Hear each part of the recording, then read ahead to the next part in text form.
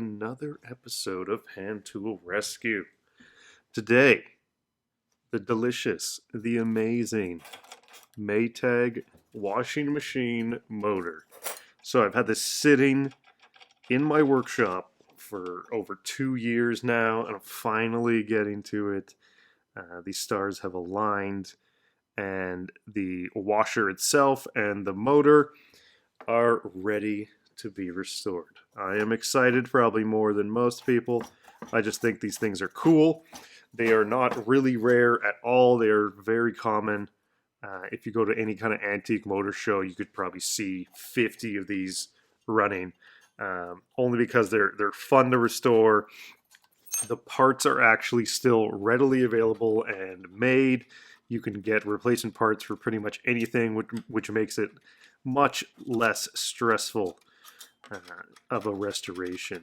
So if you do come across one of these and you're into kind of small engine stuff or want to try and get into small engine stuff, this is probably the easiest of the antique small engines you can get into, since there basically isn't even a carburetor. It's just kind of a fuel mix thing. So you'll see. It'll be very interesting if you do actually come across one.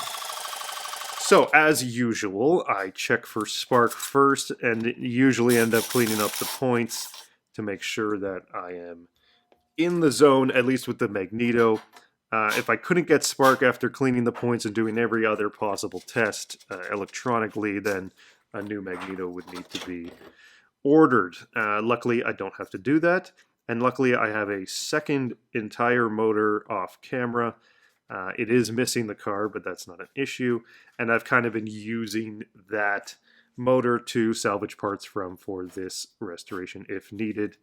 Only because it's cheaper to buy, like a $50 entire motor than it is to get each individual part.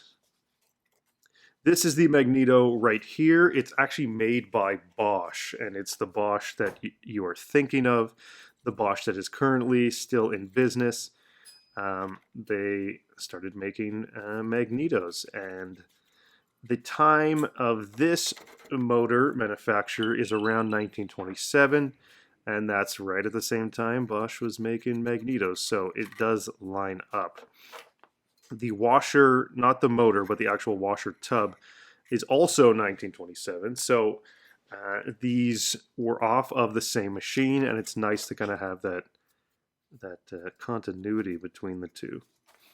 This little piece right here I'm taking off is actually really interesting. It's a catch for the oil that leaks out of the crankcase. Because this doesn't actually have any seals around the bronze bushings, and the oil just kind of comes out as the machine runs, so it gets collected in that little ring and then drips down just onto the ground, so it's not spraying all over the place as you're running the motor. You don't want that oil in the magneto area or the points, so that's their solution. There it is, finally off. That's a little weird, but who cares? That's how they did it. It's the way it wants to be. So flywheel and all of its components are off, and now I'm working on the actual starting pedal. This is fairly simple, although you can kind of see already that the pedal is bent. I like that it's bent. Only because it tells me that it's not actually cast, or cast iron, it's possibly cast steel or a actual drop forging. I'm not exactly sure. I just like when I know I can't break something rather than just being able to bend it. The brake is what I'm touching right now. It's actually just a wooden dowel. You adjust it with the spring tension, and that'll stop the actual pedal from like flopping to the ground every time you try and push on it to start. It's all a very simple mechanism. These were all pedal start, or kick start if you really want to, mainly so that it was as easy as possible to start. These were obviously home motors, as crazy as that sounds, you could have them actually in your home or the area where you would be doing the washing. They offered a really long hose-like muffler that you could snake out the window or something like that. So having the ability to start easily in the house meant that not just the man of the house could start the motor. Oh my god, women can start motors too? My god, it was a revolution back then. So that's why so many of these are sold. Like, there are literally millions of these that were sold. So if you do, once again, come across one, try to find another one, and most likely you can piece one functional motor back together. I do recommend having some fun with these things. Just the kickstart is fun enough to play with. So pedal is off. Congrats to me. There you can see the large bend. The one from the other motor is not bent, so I will just do a simple swap, and that'll be that. This mechanism right here is the clutch, so it makes sure that you can only spin the motor one way when you step on the pedal, and it doesn't spin the motor or the flywheel the other way when the pedal is moved back to the up position. And that's just done through 4 steel balls in this little clutch arrangement. It's very simple. Here you can see the actual bronze bushing, and honestly, it did not move noticeably when I was touching it and moving it back and forth. So the wear in the bushings, the main crankshaft bushings, seems to be pretty good. It must have been excessively oiled, and that makes me happy. Like I was saying before, oil is always kind of pouring out of those bushings, so it's nice to kind of see that, especially considering we're almost close to 100 years old for this motor. In 7 to 8 years from now. This is the carburetor, in quotations. It's really just a place for the fuel to get sucked up and mixed with the air. It doesn't do any, gaskety carburetor stuff that you would think on modern carburetors. But I will deal with it later. Once again, luckily, there are parts for all of this stuff. It makes me very happy. Rarely, this might be one of the only times that I restore something and I don't at all have to worry about remaking a part or a part that's lost forever to the tool gods. It's just all nicely available. Now, trying to get the actual gas tank plug, not the drain plug, but the main filling up plug out. These apparently, as I've read, are sometimes horrendously difficult to get out, and people have to drill them. I'm not sure why. I guess just the fine threads and the exposed nature of it makes it easy to rust. But luckily, with a little heat and some nice impacting gun, you can get things off. We have our first major alert of the day coming up. And that's the classic asbestos alert. Some of the best alerts of all time are asbestos alerts. So you will encounter asbestos gaskets. It's not pure asbestos by any means, but I'm just keeping it soaked with penetrating oil so that the fibers aren't flying around everywhere into my lungs, which makes me die. So I'm just keeping an eye out for all the gaskets here and keeping them wet, so I am staying as safe as possible. If you remember, there is no minimum safe exposure limit for asbestos.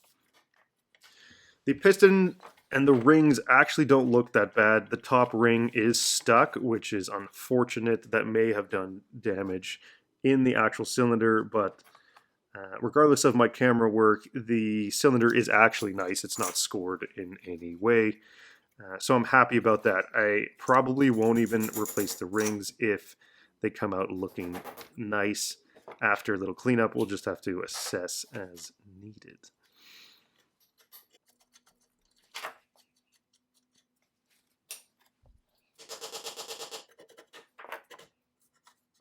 So this bushing holder for the crankshaft is actually a very long, I think there's 2 bushings in there.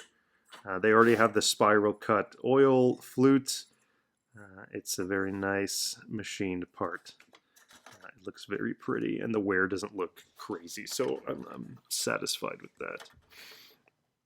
So we got to take the connecting rod off of the crankshaft here, and this is where if there was going to be any large amount of wear, it would probably be in the connecting rod. I don't know when the last time this thing ever ran. I don't know, obviously, how long it was used for, how many hours are on it. You just have no idea. So you got to check the wear in the usual wear spots. And when you have a look at the cap here, you can see it's not evenly worn. There are black areas, meaning the crankshaft isn't touching that bronze portion, and there are areas that are shiny, meaning they are touching. When really what you want to see is a nice consistent look across the connecting rod and the cap there. So that signals that we might need to do some work. We'll have to just reattach it later and actually check out how much the wear is. So if you notice near the bottom of the gas tank here, and even inside the crankcase, there's red, a lot of red. I couldn't really understand. I understand why it's there and what it is. It's probably glyptal, which is a usual red treatment. Not usually for the inside of gas tanks, but definitely for crankcases. So I was surprised to see that because I don't think that's original, meaning that someone was in here and decided to line the gas tank and the crankcase and everything. It seems like a lot of effort and not really much of a result considering the amount of rust that was powdered rust that was in the tank. So I'm wondering, I haven't seen anything online about them being lined with glyptal, even though it was just available kind of around the time that this was made. Maybe it is original. If somebody knows, please let me know. You could see the heavy rust and pitting. Like there's rust that's almost a quarter of an inch off the surface. Like it definitely is rusted. Not the happiest looking part, but it's in a part of the part that doesn't really matter. Finally, I turn my attention to the central carburetor. I'll keep saying carburetor even though it's kind of just a mixer. So you have your nice jet that'll control the air-fuel mix. The air comes in through this screen, so no air filter. Later models did have an air filter. It just comes right through this screen, so I guess, a poppy seed is fine, but maybe a chickpea's too big to intake into the carburetor. And that's the fuel intake and the little fuel filter at the end of the little intake tube. In between the tube and the kind of back of the carburetor, there's that large brass nut that also contains the little valve, and I will give you a little look at that. All of these parts, every single one, is available right now for you to purchase. Made brand new. It's absolutely amazing, and I love it so much. I wish that existed for anything else I ever restored. It would make my life a lot easier, but it is a little more expensive. Here's the part I'm taking out. I don't know what in the world happened to this. I don't know why it is destroyed.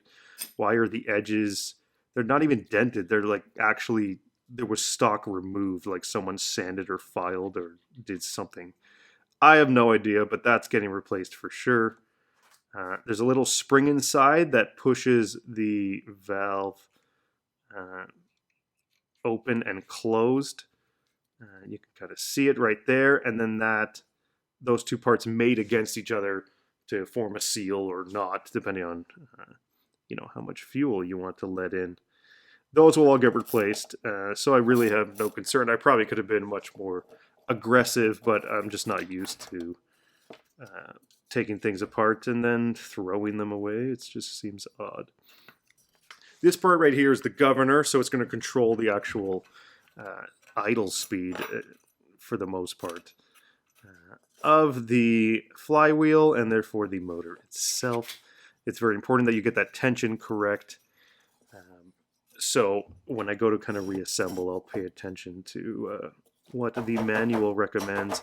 The manuals are also readily available for you to download. It is fantastic.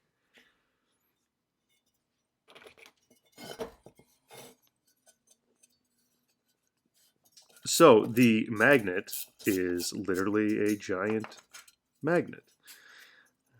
It's almost a complete circle, and it's huge, and it's massive, and it weighs an insane amount. And I'm impressed that they put that much steel into the flywheel. It seems not very cost effective. All the parts are there. This is an insane amount of parts, but that's just how it needs to be. Here comes the second major alert, which is the lead alert. Second best, only to asbestos alert. The brass screws on the carburetor had lead washers to ensure that there was no air or fuel leaking out of any of the screw holes. Modern solutions would be maybe some thread tape or even some thread lock, but I guess back then that wasn't really an option, so they decided to go with pure lead washers due to the soft nature of the steel.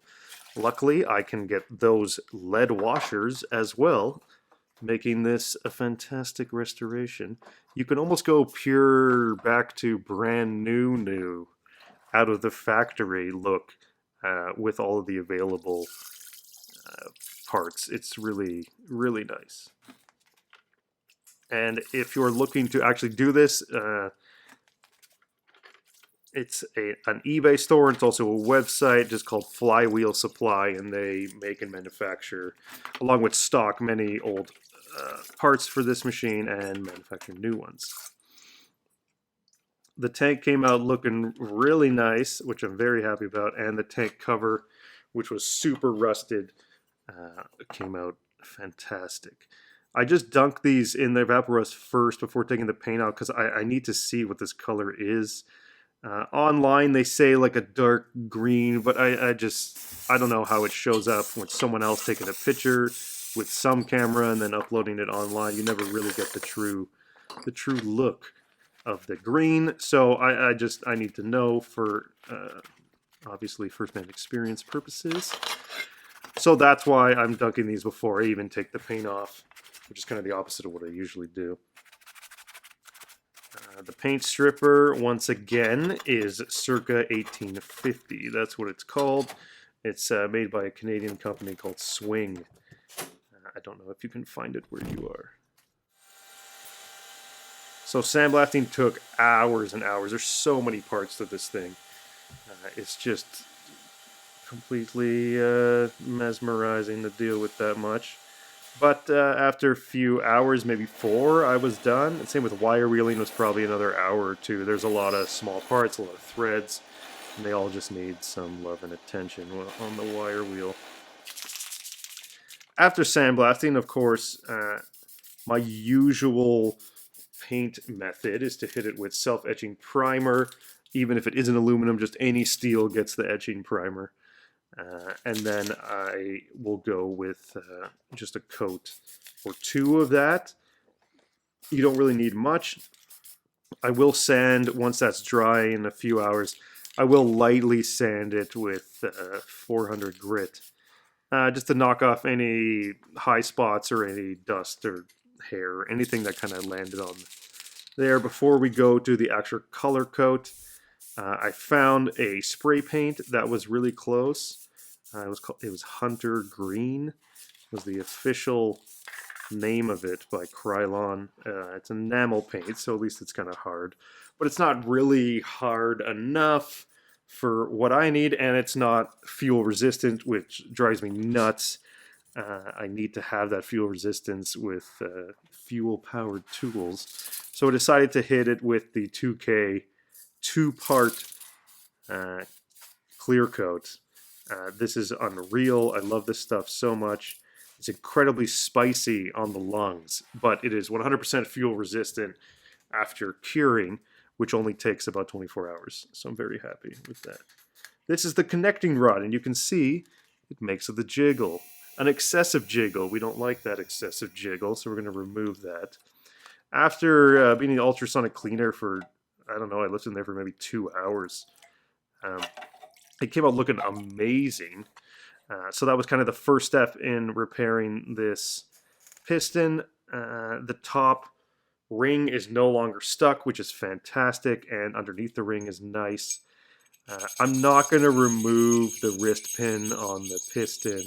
It's just not, there's no reason if I'm not replacing the rest of it, so it's just the way it is. I filed a little bit off on the end of the cap here, and we're going to try and ream this to size. We need a 7/8 reamer, and we need to make this match the crankshaft diameter as sensually as possible. I found this on eBay for, it's a new old stock. It was cheap. It was like 30 bucks, which I'm very happy about. So I could probably use that again, I'm sure, for something. But it's in the shop now, and works well with the wrenches. I just gave it just a little bit. It didn't need a lot.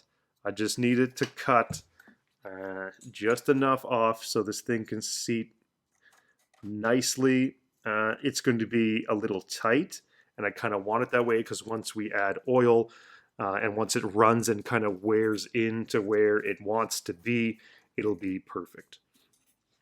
So it seems fairly stiff, but it is just enough movement for what I'm looking for. I could have sanded more material off and put an actual gasket between the two parts, and then you can use thinner and thinner gaskets as time goes on to account for the wear, but I feel like this is unnecessary in this case, especially when you have that nice reamer.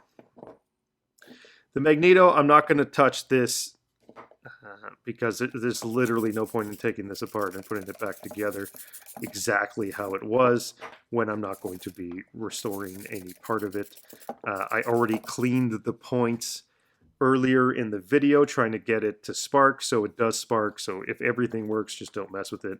I just hit it with some soap and water and just gave it a good wipe. And that's all it really needed. As long as the dry parts are dry and the oiled parts are oiled, then you're fine.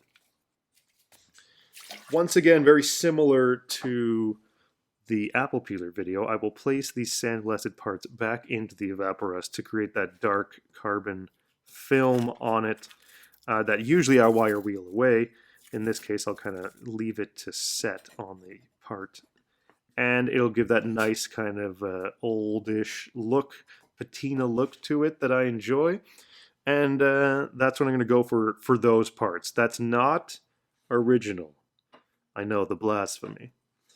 But it's not original to leave or really any of those parts unpainted. I just thought gears or anything with teeth, why paint it? What's the point? I could paint the sides, but what's the point? And I don't like the actual cylinder and the fins to be painted because they're going to get hot and the paint will probably melt off. Even if I use high heat paint, the paint always just kind of changes color over time from the heat, even if it's supposed to be resistant. I don't like it, personally. I don't know how hot this is really going to get anyways, but it's fine. It's a style that I like, so I'm going to go with it for this. If you want to do something different, you can totally do that. Now, I have chosen not to replace the piston rings. They honestly look completely fine. They are moving. They aren't scored. There's no major damage. Everything is fantastic. It might have been replaced, the entire piston, or even the actual rings might have been replaced earlier when someone did their own restoration on it. Maybe it was 40 years ago it was restored. I have no idea. But that painted gas tank, it's still a mystery. Anyways, the piston is in. Obviously, it fits because it's machined that way. And I'm just going to assemble as quickly as I can with all of the new gaskets, which once again you can buy already pre-cut, pre-sized. It is fantastic to just slap things on and go. I don't have to make all the gaskets by hand like I usually do. I'm keeping everything as oiled as possible just because you might as well give it a layer of oil because these are just sandblasted. There's literally no protection whatsoever. So the crankshaft gets oil and all the main castings get oil. There's a gasket behind this. You can kind of see in the top left. So you need this seal on the crankcase in order for the carburetor to allow fuel to be sucked into it. So you got to make it as airtight as possible. Here's the bag of Christmas goodies that I have obtained from the internet. All CNC machined with fabulous robotic skill. All brand new parts. That little bag contains the lead washers that I was talking about earlier. This is the valve seat. It comes with a nice valve seating tool in order to make sure that you do not hammer it in any further than you are supposed to. So it's literally foolproof. It's too good. Like, I wish every single tool had this kind of support from the community behind it. It's exciting to have at least one tool have that kind of support. Once again, the little valve, look how it springs and springs. The weird custom washer thing has to be that shape in order to make room for the multiple intake pipes and other pipes that are going in and around this specific part. So that was completely destroyed before. So now you can see what it's actually supposed to look like. Washer is important once again to create that seal. Otherwise, no suck of the gas. I found online like a box of like 25 of these old smoking pipe screens, and I thought, hey, that would actually work fantastically as a replacement for the old weird massive hole screen. So I just went with that. I think you can buy them from that website I was talking about earlier, but it was just way less expensive, and I got like 30 of them. The fantastic magnet is going back on. It has just been, I just lightly wire wheeled it and kind of kept it. Some people put a little keeper across the gap of the magnet to make sure it maintains its magnetism. Maybe I should have done that. I wasn't exactly sure reading if that was massively important or not. I don't know.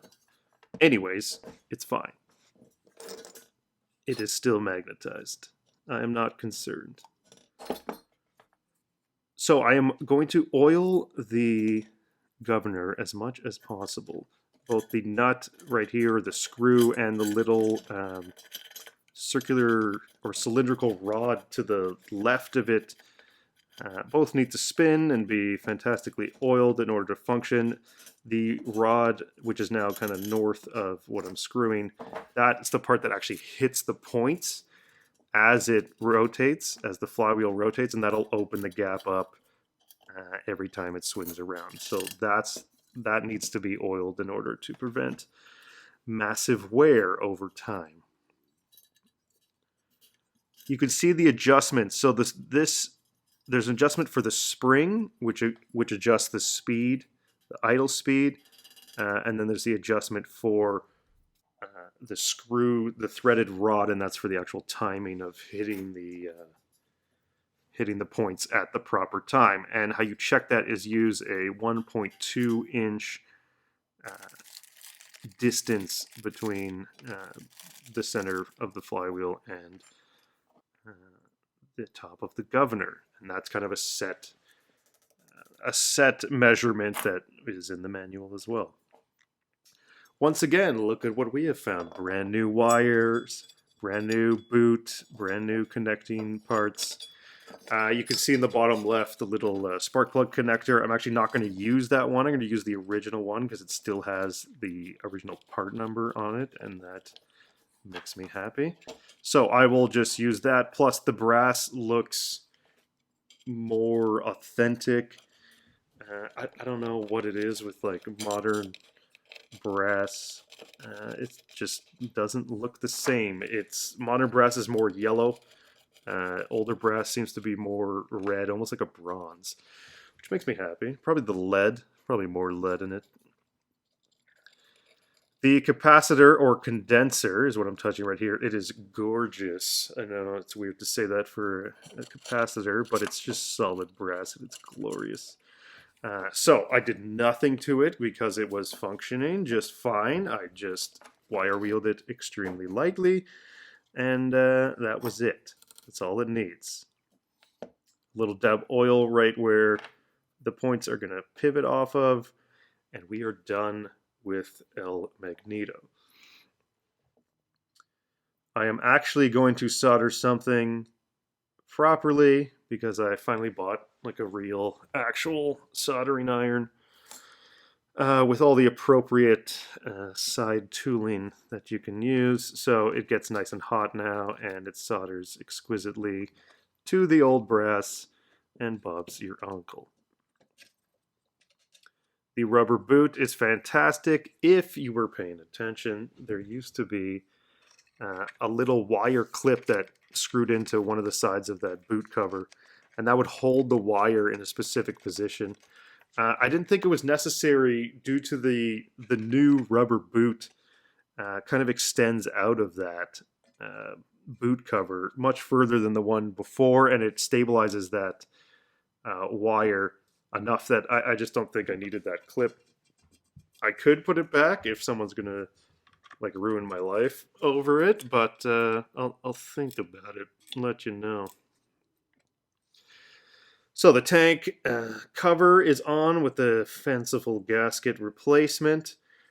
This is another custom gasket for the carburetor, probably the most important of all the gaskets in the history of time. This will help seal it so we actually get gas sucked into the carburetor from the tank. Here you can see the fancy new lead washers. I got to make sure not to cram them in too hard.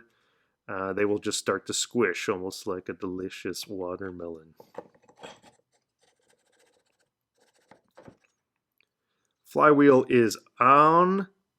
You have that, see that side to side movement? There's a little bit of movement, and they even have locating pins. It allows you to just slightly adjust the timing as needed. I'm not really sure why. That's how they decided to implement it, but at least you don't have to take everything apart to make some changes.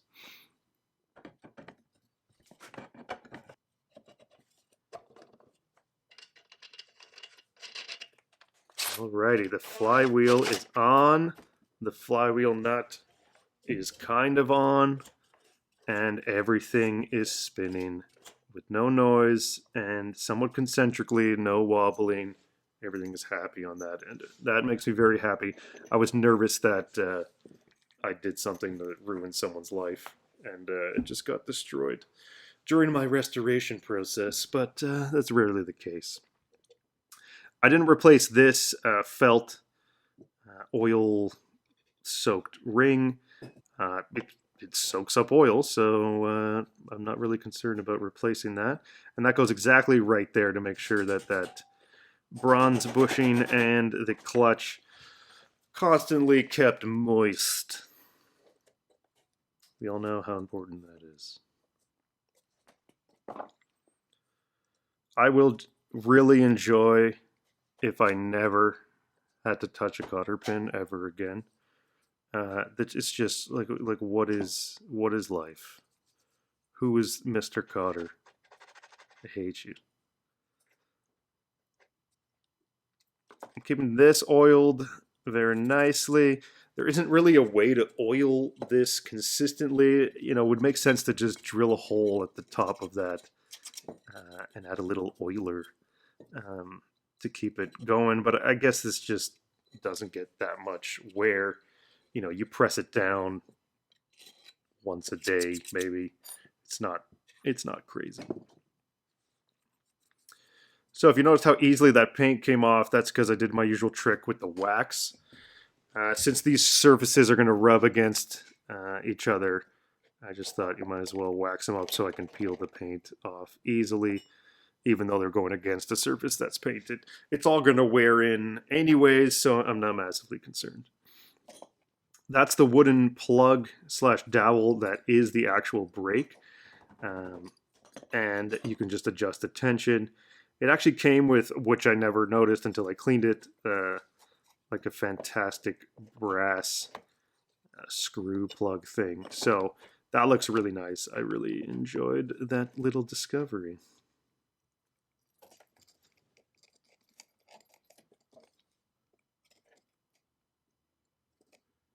The spring is fine. It has a appropriate springiness to it. So I will not be replacing that. Rarely, at least that I seem to encounter, springs seem to be fine unless they're actually broken. I don't know. Maybe a new spring would have been better, but I don't know. It does the job. Speaking about springs, this is the kind of tooth that adjusts for, I guess, distance. Like it gets pushed in and out to adjust for when you first engage the pedal, I believe. Otherwise, it might get caught if you try to shove it into, or it tries to start rotating the clutch instead of in a gap about where two teeth meet. That's what I'm pretty sure this is for. It seems kind of odd way to implement that, but neat nonetheless. It does do the job. So this is the cover, and I kind of went back and forth on whether I should paint the letters or not. Originally, they weren't painted, but obviously I'm not 100% going original here. Even the carburetor was fully painted green, and I'm trying to, at least in my opinion, showcase that as much as humanly possible because I think it looks really nice. So I just left without labeling the sides. I just thought that if I did do it in gold, it would just be too much gold, like brassy gold. And I don't know. It just didn't feel right. And could I get the paint to look exactly like I want? Anyways, I'm not sure. Some people have done red on that Maytag logo, and I do kind of like it. If there was a water slide sticker for that, I think I would go that route because I think those look really nice. This gas tank plug is actually from the other gas tank off screen, the other motor. Only because it was in way better condition. It even had an M on it, which I'm assuming is for Maytag. I don't 100% know, but I just chose to go with that one instead. Here you can finally see the gaps opening up on the points. You have to make sure that they are at 20 thousandths exact. Well, not exactly, but around there will give you the kind of result that you're looking for. And you could adjust those by taking the flywheel off and moving the points in and out as needed. Here's the classic cotter pin of extreme length. All my cotter pins that I bought are like 16 feet long. So I try and cut them to size if I can, unless you're restoring a power hammer, then I leave them as long as possible for maximum danger. It's already a very dangerous tool. If you're interested in this screwdriver, I am planning on remaking that along with the other screwdrivers. They do still make compatible spark plugs for this, so it's an Autolite 3095. It has a nice pipe thread on it. It's nice and long, and it actually works. So that is kind of important. I am also very happy to see that after putting something together. If there wasn't a spark, I would probably just throw this whole thing off a cliff and call it a day, because it's a lot of effort for no result. This is the original label tag on the motor, the little caution label, and it's actually in an insanely nice condition. I'm very happy. You can buy reproduction, but they're kind of just stickers on a piece of aluminum. It's not as nice as having the original one there, which looks like almost completely brand new. It is ridiculously nice. You can see it's model 92M, and that matches my model 92 washing machine, which is coming up next. I decided to, this is the little tab that when it connects with the top of the spark plug, it shorts or grounds out the spark plug and then it stops sparking. So this is how you shut off the motor. You could also just shut the gas off, I guess. But that's what I'm fabricating here, the rod that pulls that close so it can make contact and shut the engine off. It's very nice. I chose to do it in brass instead of the normal steel because I'm fancy like that. Also, you have to use the old style connector because if you don't, you're just a garbage human being. Here is a water slide sticker. So I haven't used these, or decal or decal. I haven't used these very much in my restorations because I'm an idiot and decided just not to use them for some reason. Usually it's because it's actually incredibly expensive to make water slide stickers versus vinyl stickers. But these are the original water slide stickers from the company that made the Maytag stickers back in the day. So it's just unreal to have that, and it looks incredible. Like, how dare I use vinyl stickers ever again? I wish I had that set up. I know you can use special water slide paper and print it. I just need a really nice printer and some really nice water slide paper, and I think I'd be in business. Also, someone could make the actual decals. So we're going to finally start it, trying to find the right mix of gas and fuel. You see me adjusting it there. It's nice to see it actually almost go. And now we're in the zone. Or are we in the zone?